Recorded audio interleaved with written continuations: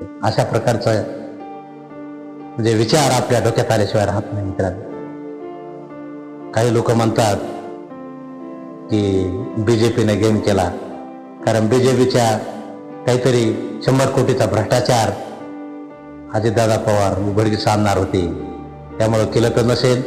अशा प्रकारची चर्चा आज जनतेमध्ये चालू आहे मित्रांनो. अत्यंत कामाचा माणूस, तत्पर असा माणूस, आपण अर्थकारणातला, राजकारणातला, समाजकारणातला, महाराष्ट्रातला धडाडीचा नेता आज आपण गमावलेला आहे.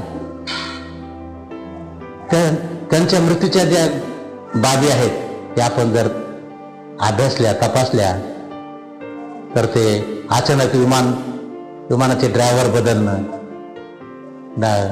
या सर्व गोष्टी संशयास्पद आहेत मित्रांनो.